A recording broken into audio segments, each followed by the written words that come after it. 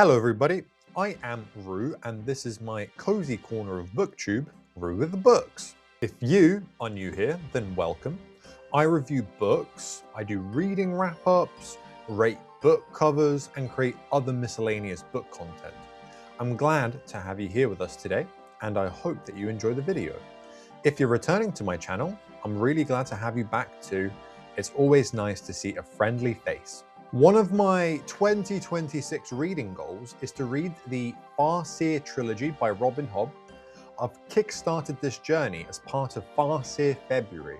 So in this video, I will be talking about the book, giving my honest thoughts and slapping a rating on it towards the end of the video. I hope you stick around to find out whether you should read this book or not. If it's for you, maybe not. And if you have read this before, to remind yourself of why this series is what it is, why it's so popular, why it's so good, and why it is an icon of the fantasy genre. If you like books, booktube, and booktube content, slam the left click button on your mouse as hard as you can to click that like button for me. I really appreciate all the support on my videos. A little engagement goes a long way to spread me far and wide across this YouTube algorithm. So every bit of support helps so much. It is a massive group effort on this kind of end. Before I get into talking about the book, I wish to pose a question to you guys. What is your favorite genre in reading? Let me know in the comments below. Be sure to grab a nice hot beverage to keep you warm and cozy in the winter months to enjoy alongside this video. I have a nice coffee here. I love the caffeine. And now, without further ado, I hope that you enjoy my review of Assassin's Apprentice by Hobb. So, let's talk plot, because it's always good to know what a book is about. Assassin's Apprentice is a coming-of-age story that follows Fitz chivalry Farseer, a royal bastard who is shunned for being born out of wedlock. It's a weird story to describe because it doesn't really have a thick, engrossing plot. It just follows this character as he grows up and is sucked into the world of court intrigue, rules, manners, and the likes. To describe the plot, I kind of have to talk about Fitz as a character, because in some sense, his upbringing and growth is the plot of the book. At least up until a little bit further into the story when Fitz has a bit of a mission. Fitz, and some descendants of the Farseer line, have this ability called the wit. It allows people to talk to animals, see through their eyes, smell through their noses, and all in all experience whatever senses that those animals are experiencing.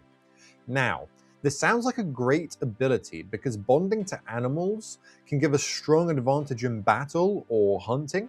However, this ability is heavily frowned upon in this kind of Farseer society, because the rumors are that the more of this wit that you use, the more beast-like the user becomes.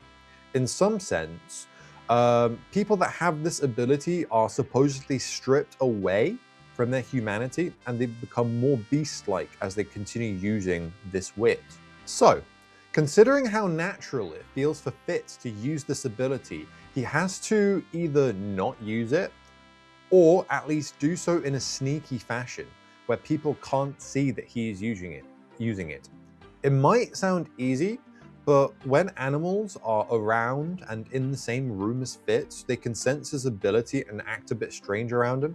So say there's a really important person in this room, and they see all of these animals staring very intently at Fitz, that might drop a hint to the fact that Fitz has this ability. So, kind of as I said, Fitz has to be very careful in the kind of presence of animals. Despite his parentage, the fact is that Fitz is shunned due to him being a bastard. So he's given a very handsome opportunity by the king to become the king's man. Fitz is set to pledge his allegiance to the king, and in return he's given food, shelter, and the ability to become educated in return for his utmost loyalty. and also an extra little benefit for him specifically, because he is royal, but he is a bastard, so he's kind of in this middle line. He's allowed to essentially become the assassin's apprentice. So in the future, he can be an assassin for the king and do the dirty deeds that need doing. So that's the gist of the story. Fitz has to learn the rules of the court while having secret lessons from his master, the assassin greatest of all time, Chade, in the art of assassination, to learn about different herbs and poison, how to make different concoctions and potions, secret methods of killing. Fitz has enemies in court, which means that his journey through kind of his adolescence is packed with danger, intensity, court intrigue, and a whole lot more. One of the highlights of this book is definitely its world building. We have rich descriptions of the areas that Fitz inhabits, such that you can really imagine everything in your mind's eye. As Fitz walks the corridors, you can vividly imagine the halls, the cobbles, the cold and the warmth of the rooms he is in, the smells and aromatics that fill the areas. We mostly experience life in this kind of central area where the king rules, Buckkeep. But as kind of the story progresses, we get little hints here and there of the surrounding duchies. And just for context there, the country that, or the kingdom that Fitz lives in is called the Six Duchies. We do have one alternate area, and we experience the weather, the terrain, the striking difference in culture between the Six Duchies and this new area. It's incredibly exquisite. I especially enjoyed the setting of this alternate culture. The traditions that these people have are so different. You literally feel like you have taken a plane to a far-off country and are left to your own devices to explore this region. One of the defining features that Robin Hobb uses to flesh out her world is food. Everybody's gotta eat, and Robin Hobb knows exactly that. We get great descriptions of the kinds of food that Fitz and soldiers in the kind of the guard eat versus what the royalty eat in this world. We also get to know what popular grub is for the animals. Aside from descriptions of location and food, we slowly get bits and pieces of information that expand the world from the lore perspective. The series in its entirety is called The Realm of the Elderlings, and we start to see how Elderlings tie in with the magic system and the red ship traders, which are pretty much Vikings, just to let you know, and things like that. I can't talk too much on it because we are only getting the bare minimum in this book, as it's the start of this great grand series. But as I continue to read, I'm sure it will grow in importance, and kind of unpacking this great mystery, this great lore surrounding this world will be such a rewarding experience. It's maybe a little bit like less in your face, but the way that the lore expands as the book goes on is similar to how it's done in Mistborn Era 1 by Brandon Sanderson. Piecing together the whole picture is a rewarding experience, and so we are drip-fed bits and pieces of information as the story does go on. I would be completely amiss if I didn't dedicate a little segment to characters in this book. I've already talked about Fitz and his sad upbringing, but there is also a decently large cast of side characters that steal their own little moments of spotlight. There are a lot of very important characters in terms of the future, the lore, as well as the people who just support Fitz in his endeavors over the course of his life, his adolescence, his coming of age. First of all, let me talk about Burrich.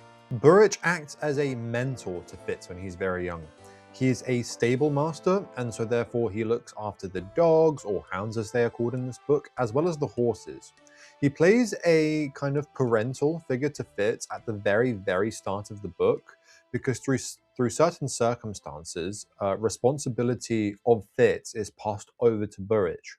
Things aren't simple though, and there are moments that Fitz and Burrich are at odds with one another. And so they have a very rocky relationship throughout the book, and it's just absolutely devastating and heartbreaking when they kind of separate at times, because Fitz really looks up to him, and he's someone that Fitz can really kind of find comfort in being around. Burrich does have a heart of gold, even though he is maybe a little bit misguided at times. And yeah, he's such a lovable character, at least he was for me. I could say a lot more about Burrich, but I really don't want to spoil the book. Just let me say that Burrich he's a G, all right? He's an absolute G. Next up, we have Chade. Chade is the king's assassin, and he plays a mentor role towards Fitz. After all, over the course of the book, Fitz becomes the assassin's apprentice. Chade is getting on in years, and it can never hurt to train up someone to take over the next generation of the king's dirty work. What I love about Chade is that he's a character that knows a lot, like an absolutely mind-boggling amount of things. And he has done a lot of things, but he still makes mistakes. There are moments in this book where, despite Fitz's utmost respect, they are at odds over one another because of what Chade is trying to get Fitz to do. And in a sense, that I guess that also shows that Fitz can be really stubborn, but he also has lines that he will not cross, so his loyalty to the king is very high. Chade also does not coddle Fitz in this book. He teaches Fitz all that he needs to know in the art of getting rid of people discreetly, but he has his own secrets that he doesn't share with Fitz or anyone else, probably not even the king. And when Fitz goes on a mission, he doesn't come with him and give him more guidance and tutorship, kind of whisper in his ear what to do in any given scenario. He just is confident that the things he has taught Fitz are of value and are enough to get him through most situations. And it means that it leads to Fitz having to figure things out on his own in very complex, high-stakes situations. Fitz is able to talk about almost everything with Chade, and so he is part assassin, part teacher, part advisor, part strategic planner, everything really. I love Chade, and he is absolutely awesome. The next character I want to talk about in this book is the Fool. The Fool is a character that is much more than originally meets the eye. Yet he definitely has his funny moments where he does a bit of top-tier court jesting, and let me say, he is absolutely hilarious. One of the funniest characters in fantasy. But he also serves to guide Fitz, the king, the other royalty. He doesn't give Fitz easy answers. He frequently talks in riddles, and if you can figure out what his riddles really mean, good on you, you're highly intelligent, because I had no clue.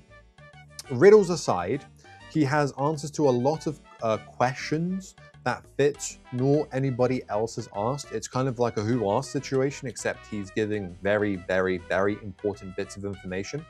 He plays a very pivotal role, and every single scene that he is in is just so alive.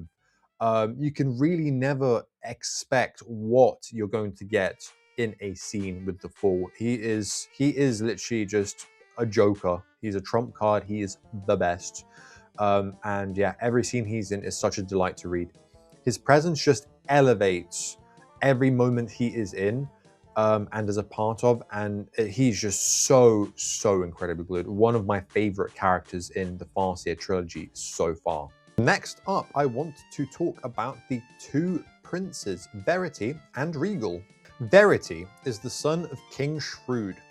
He is king in waiting, so he's next in line to the throne. Originally, that was to be Prince Chivalry, Fitz's father, but due to certain circumstances, Chivalry went into exile, and so the honor of being the next king has kind of fallen upon Verity.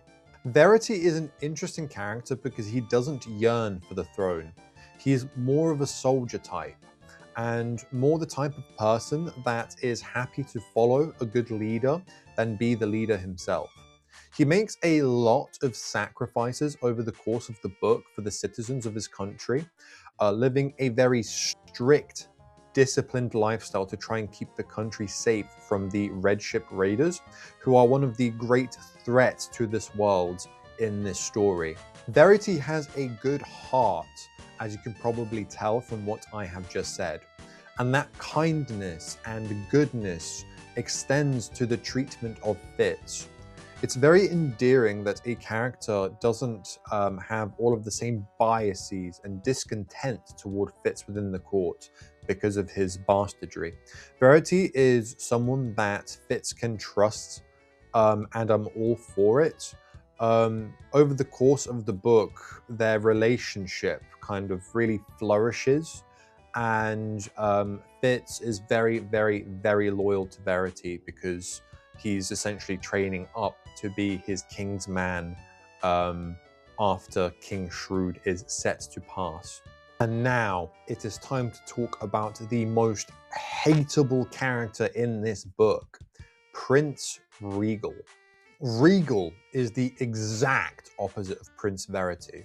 Instead of being loyal and someone that really dedicates himself to his citizens, someone that is very disciplined, Regal is jealous, calculating, plotting, and kind of his defining feature really is that he really, really hates Fitz. Aside from the Red Ship Raiders, he is the villain. His place in the court is absolutely terrifying because he is so incredibly unpredictable. Unless you are in his head, like yourself, which we're not because we only get Fitz's perspective, you really cannot tell what he is setting out to do, what his current plots are in this world. He is always one step ahead and he has his own plans and motivations. I'm not going to say much more because I don't want to spoil the book for those of you that haven't read it, but if you know, you know. He's definitely one to keep your eye on and a very terrifying presence in this book. The final character I want to talk about in this book is Lady Patience. Lady Patience is the wife of Prince Chivalry, and therefore she is not Fitz's real mother, but she does step up to the mantle and in her own weird way acts motherly towards Fitz. She makes sure that he is educated in the more lavish and kind of royalty-based aspects of royalty, such as manners, etiquette, literature, poetry, musicianship, anything that someone quite high up in society in this world would spend their time doing, kind of for hobbies and things like that. Lady Patience is a very eccentric character. Robin Hobb does an absolutely amazing job of writing her and making her a strong, memorable presence. Sometimes she does stuff that annoys Fitz, but it is out of the kind of goodness and love in her heart. As Chivalry is gone, she sees it as her job to take up the parental role in some regards, even if it means making tough decisions that kind of create a kind of uncomfortable situation between her and Fitz. I'm looking forward to her continued presence throughout the rest of the trilogy, and I hope she has some big moments because she is very, very interesting.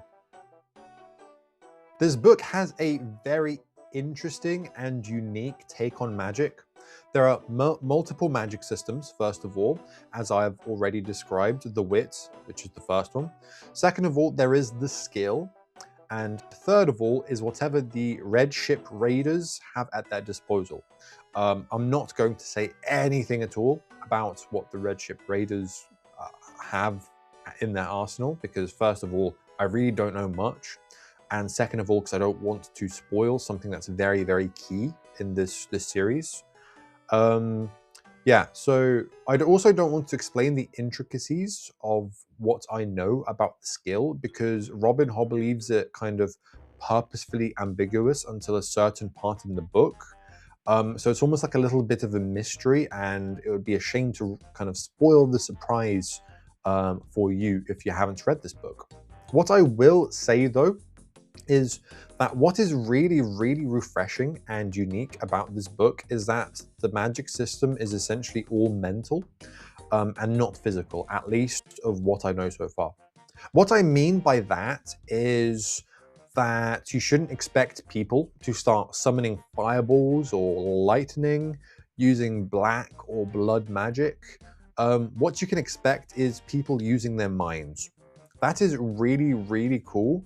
And kind of the way that it intertwines with the lore and the world building that is fleshed out throughout the book is just really, really cool. There's this kind of meta, like the gods or the elderlings, that kind of thing. I imagine it's maybe some kind of gift or maybe a descendant or something has kind of spurred the ability to use this magic. So yeah, as I said, it just works and it is really, really cool. I think it takes a master of writing such as Robin Hobb to make that kind of thing work. So we are almost set to roll into the ending credits here of this video. I just need to go ahead and give this book a quick pros and cons and then slap my rating on this bad boy.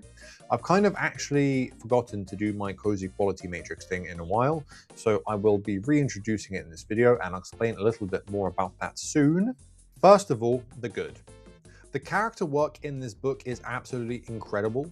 Each character is tremendously unique, and they all just breathe life into the page they are inhabiting, and they just work so well in tandem to give a good kind of vibe to the world, as in to kind of let you understand the way that the citizens, just kind of the attitudes, that's the word I'm looking for, the attitudes of everyone in this world and the kind of big cultural events they're experiencing. And they make you laugh, they make you cry, and they also help to progress the plot or teach Fitz something. The world building is really great as well. There are threads of rich lore that unspool over the course of the book and the series that work towards putting together an intricate 10,000-piece jigsaw puzzle. The description of setting, food, culture are amazing, and they can really suck a reader in and let you imagine everything through many of your senses of what this world really is like. The magic system or systems in this book are also very, very unique for a fantasy series. And as I have already said, it intertwines so well with the world building in a kind of Brandon Sanderson way. That this series did come way before Brandon Sanderson, and I can imagine that he has taken heavy inspiration in writing it in this kind of mysterious element that makes it satisfying and rewarding to continue on with the books and kind of build a big picture over the course of a series. Now, the bad. I don't think this book has anything that I found to be absolutely or innately terrible, but I can definitely see some things within it that may put other readers off. First of all, I have already mentioned that this is a coming-of-age story following Fitz, the main character.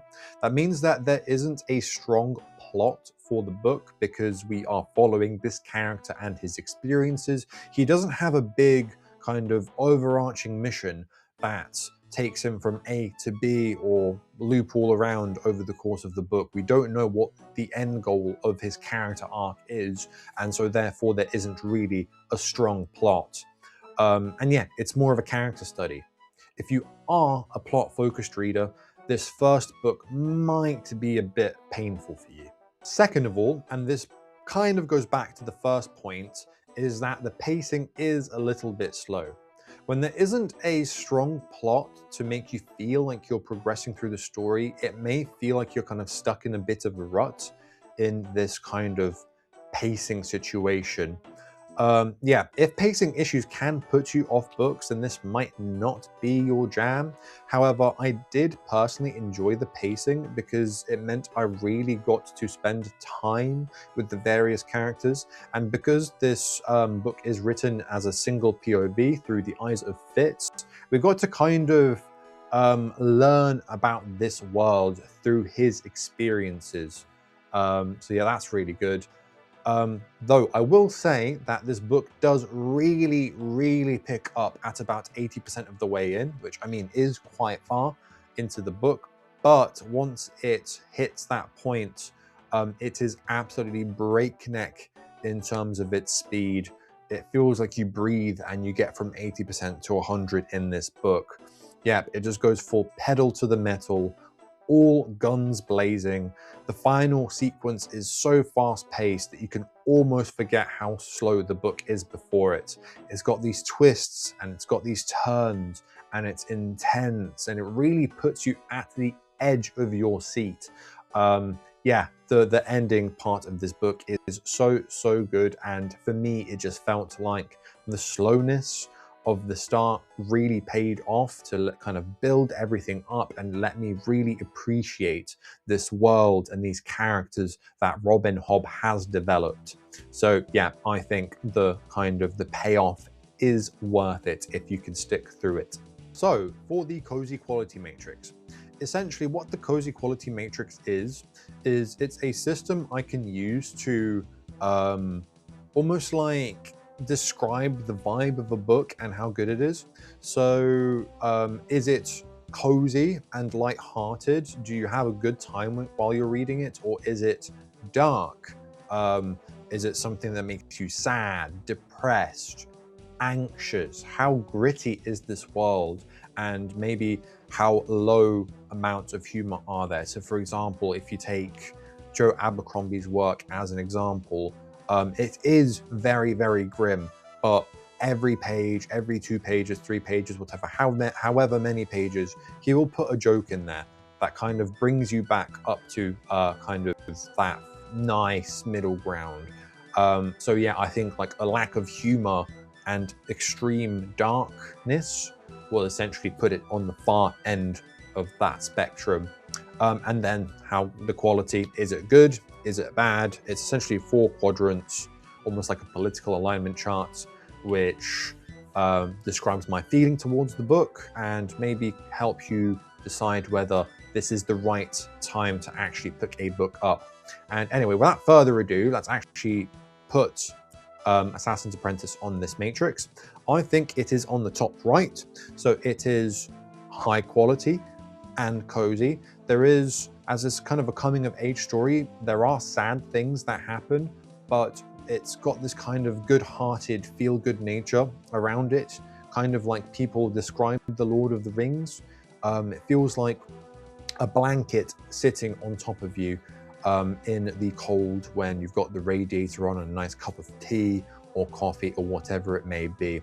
So yeah, it's high quality and very cozy, which is like the perfect kind of spot for myself. So to my final rating, I absolutely loved this book and it really sucked me into the world.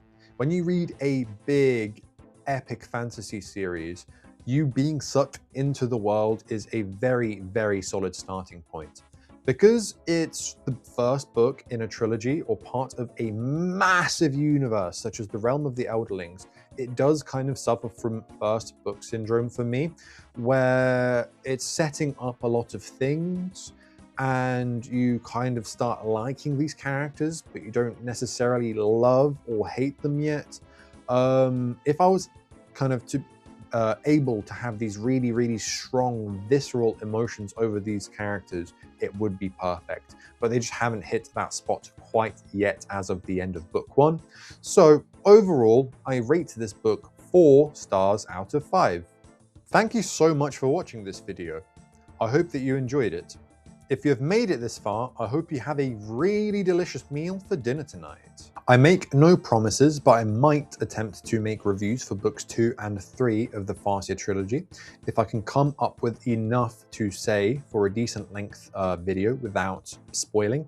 That is the difficult part of kind of reviewing the middle and end books of a series. That is to, say things without spoiling stuff. Yeah. If I struggle to do so, I will definitely do an end of series review, kind of going over what I thought, the pros, the cons of the whole thing in its entirety, as opposed to just kind of book 1, book 2, book 3, as I have done for this book 1. If you haven't done so already, press the like button, drop a comment about the opening question, or let me know what you're currently reading, what your last read was. I do respond to all of my comments, so I would love to have a discussion with you, and subscribe to my channel for some more booktube content. I have links to my social media down in the description below, such as my Goodreads, my TikTok, my Instagram, and my story graph. So feel free to connect with me outside of YouTube in those social medias. Anyway, until next time, Root out.